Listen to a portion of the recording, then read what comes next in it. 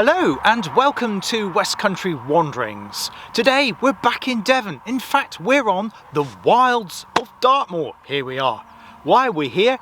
Well, I'm going to do a tour of the town of Tavistock. Tavistock lies about 10 miles to the south of me at the moment, but I thought I'd do a little piece up here to give you a context to the town, because of course it is a Dartmoor town, and it's because of Dartmoor that Tavistock is there. That's the whole purpose of its existence. It was, in fact it still is, a stannery town, which means it had certain rights to do with mining. I'll tell you more about that.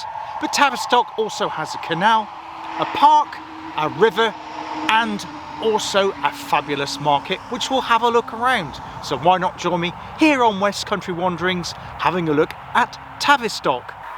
Now this mining engine house, which is just below me there in the valley, I'll just do a close-up in a second. This is the reason why Tavistock is a stannery town. There was lots of mining in the area, tin, copper. This whole part of West Devon was a mining landscape.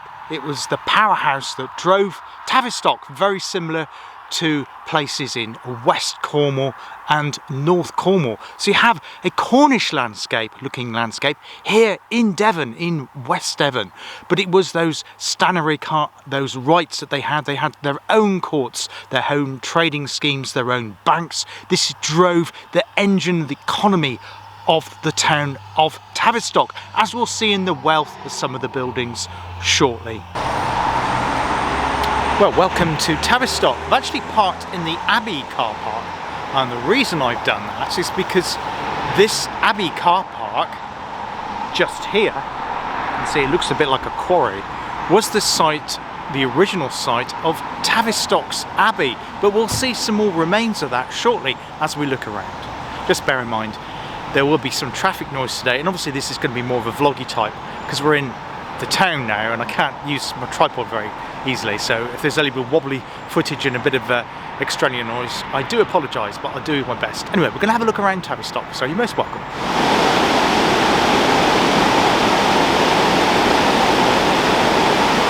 So this behind me is the River Tavy, and here is the weir, just as it goes by the bridge towards Bedford Square, which we'll have a look at shortly. But of course the river also has played an important part in the town's history because of the mills further on, and it's a water supply for the industry that was in this area. Now this part of the river was commissioned by the Environment Agency in 2008, and the whole purpose behind it is to prevent juvenile salmon entering the canal of Tavistock Canal, and thereby becoming trapped, because if they get into the canal they cannot get out again to make their way to the sea. So this ensures that they remain in the river heading down towards Tavy, where it meets at Tamar and thence towards the English Channel.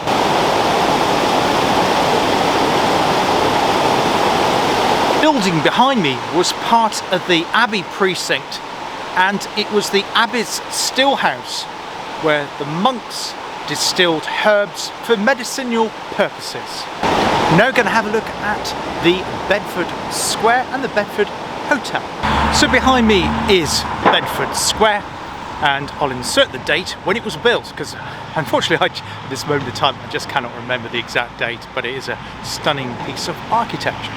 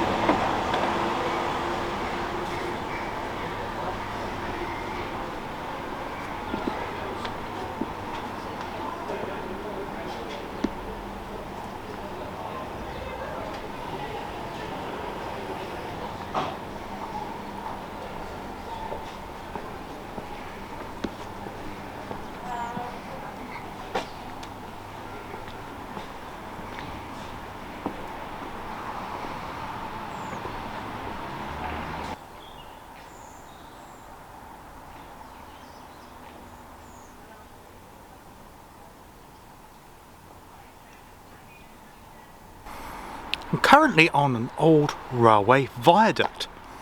The reason I've done that, well, two reasons. First of all, to tell you about the history of the railways, briefly, not in detail, around Tavistock, and what may be happening in the future, interestingly, as well. But also, you get fantastic views from the top of this viaduct.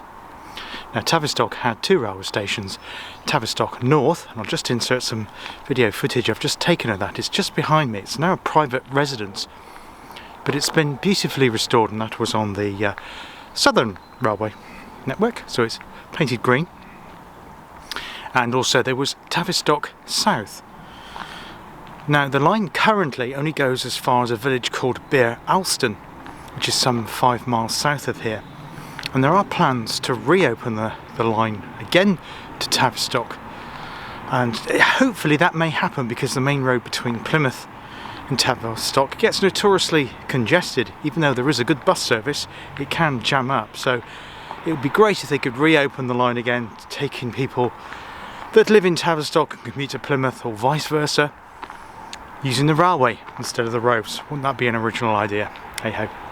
But yeah, we're here, and I'll just show you the views over the parapet of this viaduct.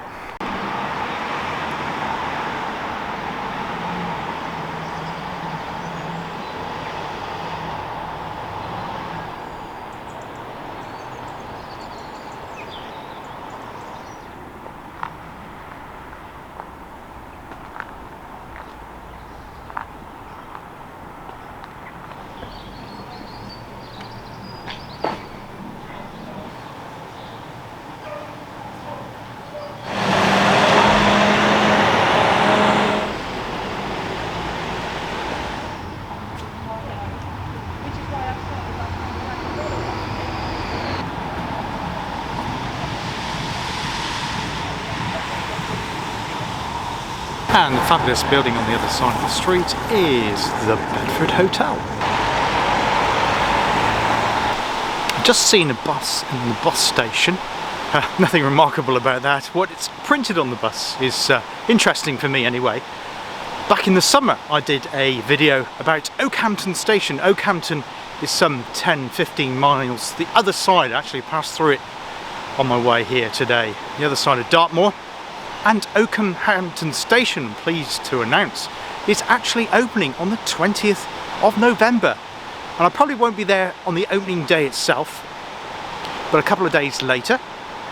And I'm going to be doing a revisit to Oakhampton Station, and I'm probably going to be doing a trip down to Crediton from Oakhampton with my daughter. So that'll be interesting. But the bus has already been decalled up and marked so that it's saying that it links with the trains at Oakhampton. Doesn't quite yet, but it will be doing that in a couple of weeks' time. Now, I've just come into Tavistock Park. I'm not sure if that's its official name, whether it's got another name, another moniker, something park, I'm not sure. Have a look at that. The reason I've done that is this is where the canal passes through. I'm just on the bridge over the river again.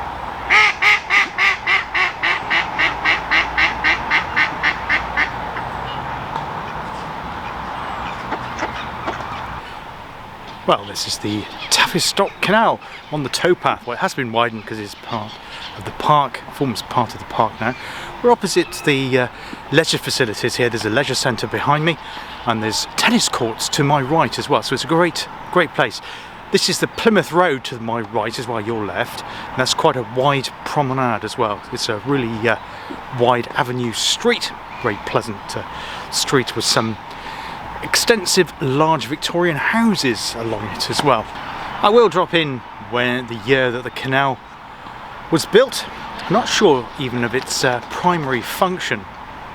Obviously it was built to convey goods, but it wasn't a particularly long canal, and indeed it doesn't link to any other part of the network. In fact, canals in the southwest tend to be little stubs or branches, not really existing like they are in the south, in towards Gloucestershire and into the West Midlands, where they link into a network. Here this is more of a stub, but it has nonetheless been redone and restored. The sides of the canal have been restored, and the embankments at the bridges, and the towpath has been made into a proper footway.